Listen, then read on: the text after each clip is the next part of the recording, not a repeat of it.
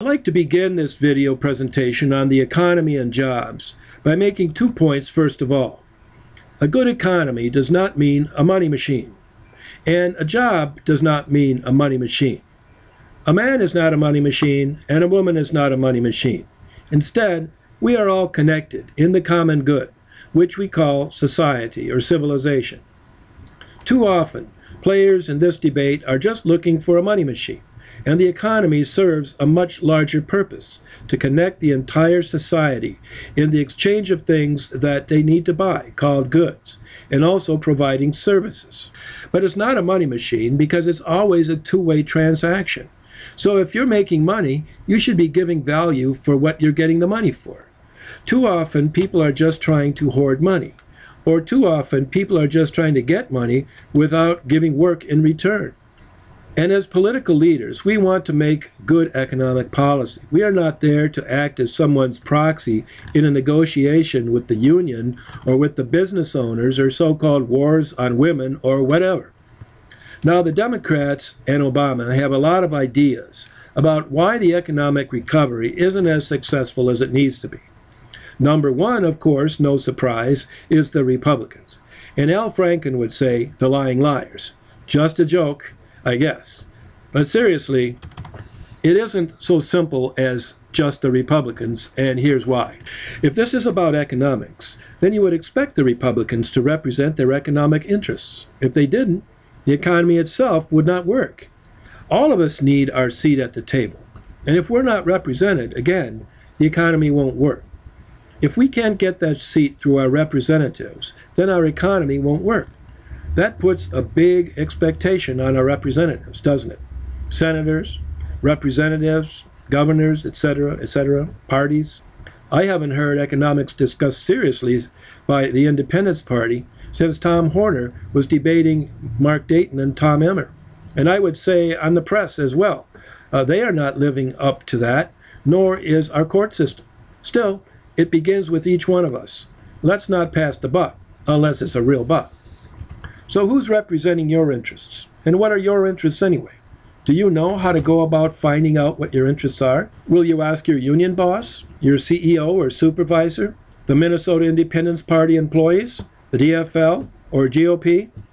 Well, it comes down to how much do we want the city, county, state, and federal governments to make policy decisions? And how much do we want to give free Americans? All Americans under our federal and state constitutions have some property, and often it's held in a family, and that property is an important part of their freedom. Well, in order to create jobs, we need employers, and we need investors. And people need to invest the money they own in order to create goods and services which they hope consumers will buy, pay them enough that they do not lose their money, and in fact, if they're successful, they will actually profit from that. They'll get earnings. And that is really the essence of what the economy is. So you're involved in that economy. We're all involved in that economy. And to the degree that we have the government shut it down, take it over, and we hope to benefit from that, we're actually hurting our economy. So that's why I'm saying in my song, with the free market system, our nation was great. We have to act because it's slipping before it's too late. Let's give our business economy a chance. You know they'll pull their weight. And that doesn't mean laissez-faire. That doesn't mean just let anybody do whatever they want to, and it doesn't mean no regulation. What it means is we don't want our government control to overcome the very basic purpose that our economy is supposed to provide in the first place. So what I want is equal opportunity. That means people have a reasonably equal opportunity to participate in all these various aspects of the economy, to own a business, to work for or manage a business, meaning not just to get the money for the job, but to actually perform and make that business successful. And this has been very difficult, and so we are getting into all these various issues. One of these issues is the minimum wage. The fact that we're creating minimum wage laws shows that our inflated economy, the market, doesn't support this level of wage for entry-level employees. The fact that the minimum wage isn't supported shows, when economists look at this, they see that given other resources available to a business employer, that they can fill that position and pay a lower wage. With minimum wage, we try to force them to pay more, but you'll find we can't force them. This is a free country. They can use technology. They can change the business to mix in less workers, less of a labor component. For instance, now there are restaurants that allow you to order by computer. They're in airports and big cities, so they can get the best food and cut their wait staff, the part that tips.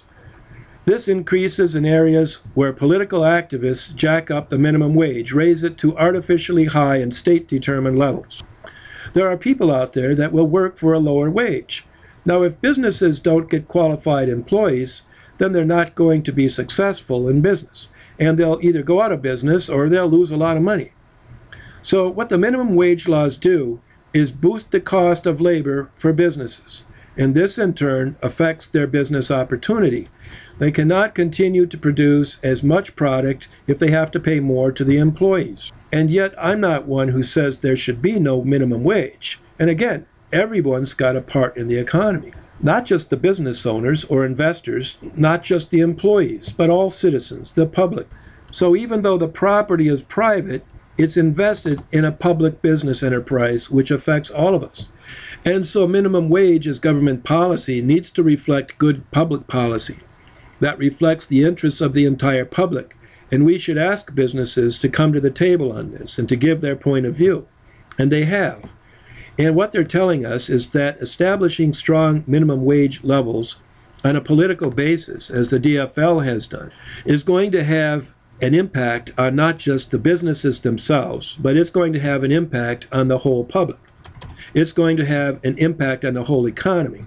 And what they say is that jobs will be lost. There'll be less of a variety of goods and services available, or different ways to participate in the economy. And what we don't want is for someone to impose a federal minimum wage law that's going to cut off the supply in goods of services in places that can't support that wage, like Minnesota or parts of Minnesota. We don't want Washington telling us that we have to pay $10.50 an hour just because some politician thinks people are going to vote for them because they think that made them middle class because they got $10.50. And we all know that $10.50 isn't enough to be in the middle class, okay? And so what they really want is something like 20 or more, because they want all kinds of mandatory health benefits that are decided on the basis of politics and all that. And it's not going to hurt them, it's going to hurt us in Minnesota if Washington establishes the minimum wage.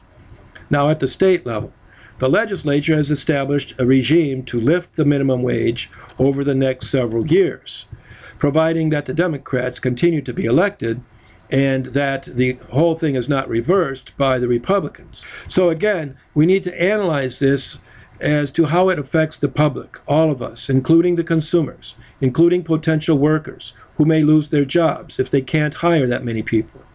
So this is just, it's like a science. Economics is like a scientific law. There's nothing that Congress or the legislature can do to change scientific laws, since those laws are based on our behavior. And we all pretty much behave the same way. For instance, if we're going to buy the same product and we like to save money, we'd like to pay less. If we have more money, we'd all like to buy more expensive, high-quality things. There's nothing political about it. It's nothing the Republicans or the Tea Party or any political actor can affect. So again, at the state level, I think it's probably been a little bit too much politically driven, and I don't think it's a good thing for many areas of this state to drive that minimum wage up, even though they've tried to narrowly tailor it somewhat by requiring companies it applies to be just those that make a certain level of revenue each year. So what we're doing, we're holding down the revenue. We're actually holding down job opportunities by imposing a minimum wage that is just too strong. And it appeases unions or people who think wrongly they're going to benefit just because some individuals who've invested their own wealth or their own private property put it at risk to try to be successful in a business and plus pay taxes to support government programs and to come up with all these great jobs for us. Well, we're seeing what's happening. We're seeing that the Democrats now are trying to come up and say that the Medtronic deal, where Medtronic said, we don't want to pay these high level of taxes, we're going to move to Ireland, where the tax base is much lower and we're going to be able to more successfully pay our taxes. And I'm not sure how that affects this surcharge on their products. I assume that they'll still have to pay this Obamacare surcharge that Al Franken put in place and Amy Klobuchar put in place through the federal government to finance this huge expense of Obamacare. And a lot of other expenses are paid as well by cutting Medicare by 1/3 to fund Obamacare, as well as, well, they imposed employer health benefits, raising the overall wage, and again, killing jobs. And all of these things are piling on companies, and Medtronic wants out. And now Obama thinks that the answer is in retroactively forcing them to stay in the country. And he paints it as a kind of economic patriotism. Well, economic patriotism would be to respect the whole public, the whole American public who are involved in our economy and involved in these economic issues, and to slow down a bit and to shift some or more of the responsibility for economic actions to free Americans. This is the land of the free. And we want to become more free economically by being in a better position. And I think the way to do this is to realize the important role that the free market economy has always played and needs to continue to play or be restored to play if we are to be successful and to realize the American dream that we want for all of us.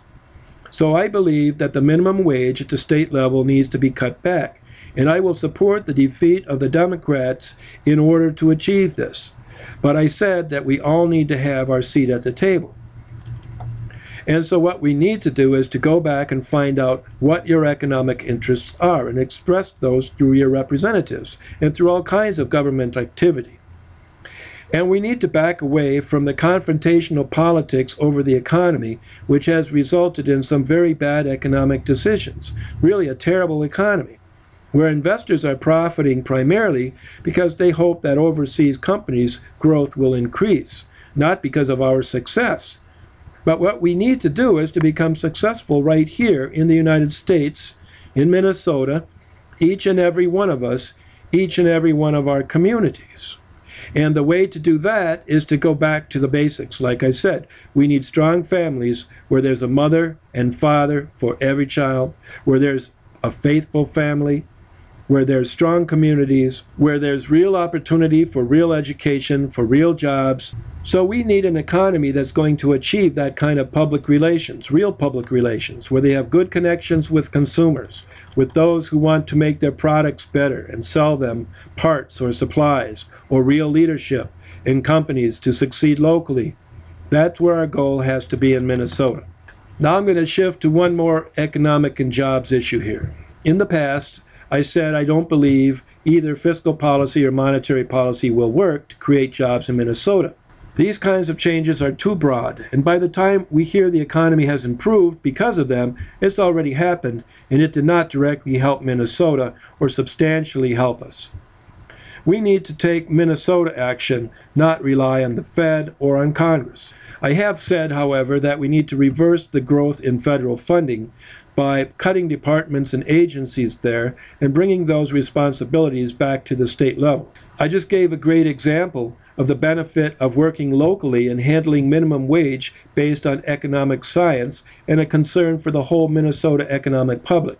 I want to call that the Move America Forward Act, and I described it in 2010 in a video that's on my website, stevecarlsonforcongress2010.com. I want to touch on one more thing, though, and you can see that this is original thinking, leadership on my part. It's controversial, but I think it will substantially affect the jobs climate for the better. We don't want to follow Al Franken going after the wrong scam and actually achieving nothing more than getting the SEC to study his idea and maybe do it if they can't think of something better to do. Now, back in 1978, in a U.S. Supreme Court right here in Minnesota, in Minneapolis, a case was decided that profoundly impacted the economy and jobs across the nation. It's called Marquette National Bank of Minneapolis versus First of Omaha Service Corporation et al. And it gave Congress a job which they have not touched. That's a hot one. And it fed the housing finance crash in 2009 and the bailout. And it was all unnecessary. Look, when you go looking for a job, you need a certain wage. we're looking at political raises of the minimum wage, which are so strong that they are harmful to business. And it's because you need a certain amount of money to live, right? A living wage? But let's look behind that living wage idea. How much money do you borrow? What kind of ridiculous interest rates do you pay to banks and these big lenders? Well, if you took that interest cost out of what you need to pay just to live, or maybe for things you don't really need, but which politicians want you to buy because it increases consumer spending, which is 2/3 of the GDP. If you didn't have to pay those interest rates, including on huge expenses like cars and durable goods or housing, you'd have a lot more money now, right? And you would be able to live on a more competitive wage. Most people are taking a second job, getting their wife to work, and now we're hearing that something like 15%, I think, of young people are not having children because they can't afford it. So this actually drives abortion, the killing of innocent little fetuses, messing up relationships and all the rest. Well, what if there were a cap on the interest these lenders could charge you? You know, there used to be one. It was called usury laws. It's in the Bible. It was the principle of being fair and not being greedy and hoarding money out in New York somewhere. Well, whatever happened to those? Each state has them. In Minnesota, I think it's something like 8%. But we don't follow it. We don't follow it because of this Minneapolis case I spoke of. The case allowed companies in South Dakota, and I'm sure you've all got this mail from South Dakota-based lenders enticing you with introductory rates and all the rest. Don't take the money unless you like to live in bondage to ruthless lenders. They're driving up bankruptcies. This Minneapolis case in the Supreme Court is driving up bankruptcies, and bankruptcies are hurting a lot of businesses and people. Senator Elizabeth Warren is a professor on this stuff, consumer law, including bankruptcy law. And I can say I've actually read her book, and that's how I knew her. This case said, well, you can look right at the last line in the Supreme Court opinion. It says, quote, to the extent the enumerated federal rates of interest are greater than permissible state rates, state usury laws must, of course, give way to the federal statute, unquote. I don't want to get too technical here, but the court said, quote, Minnesota residents are obligated to pay Omaha Bank interest on the outstanding balances of their Bank AmeriCards. Nebraska law permits Omaha Bank to charge interest on the unpaid balances of cardholder accounts at a rate of 18% per year on the first $999.99 and 12% per year on amounts of $1,000 and over. Minnesota law, however, fixes the permissible annual interest on such accounts at 12%. To compensate for the reduced interest, Minnesota law permits banks to charge annual fees of up to $15 for the privilege of using a bank credit card. The instant case began when petitioner Marquette National Bank of Minneapolis, Marquette, itself a national banking association enrolled in the Bank AmeriCard plan, brought suit in the District Court of Hennepin County, Minnesota, to enjoin Omaha Bank and Omaha Service Corporation from soliciting in Minnesota for Omaha Bank's Bank AmeriCard program until such time as that program complied with Minnesota law. Marquette claimed to be losing customers to Omaha Bank because, unlike the Nebraska Bank, Marquette was forced by the low rate of interest permissible under Minnesota law to charge a $10 annual fee for the use of its credit cards. And as I said, the Supreme Court vitiated or gutted this Minnesota usury law, which was 12%, in favor of an act of Congress. And by its precedent, it gutted all the usury laws in every state in the United States. If I am elected to go to Washington, I will change this congressional act to give effect to Minnesota's usury laws, and of course for all 50 states. Wall Street will howl, but Main Street will love me, including community and regional banks. I can't imagine why Mondale, Humphrey, Wellstone, or some Republican like Norm Coleman didn't do something about this, but put me on the task, send me to Washington as your U.S. Senator by voting on August 12th on the primary election ballot, and I will get this done, and I'll create millions of jobs by doing so. Now is the time to take action. Prepare to vote August 12th in the Independence Party primary to take the next step, and I will carry the ball. That's to Mike McFadden. And then I'll come back to you again and again for support to get it done. I'm Steve Carlson. I'm running for Senate in the U.S. Senate primary on August 12th with the Independence Party, and I'd like to ask you for your vote. And I thank you for watching this, and I approve this message. Take it, Carl. Let the voters govern. Our democratic system makes you the sovereign. I'm not a Republican, not a Democrat. Don't have a safe seat, not immune from defeat. I'm running for my office and I'm not standing pat. My congressional district stuck on Democrat. I want more economic development. I'm running for the House as an independent. Let's give the people back a little liberty. Let's let them all invest in their economy. Let's give them a chance to show their industry. Our hope lies not in homosexuality. Our hope lies in real marriage and voter ID. Let's make open that quota. Let's bring back Minnesota. Let's join the party of independence. Let's leave a world for our descendants. Let's bring them up so they can learn. Let's work together so they can earn. Let's help them raise a family. Let's build a just community. Make it count. Let the voters govern. In our democratic system, you know you're the sovereign. Vote for change. Vote for the unity party. In 212, we need America's community party.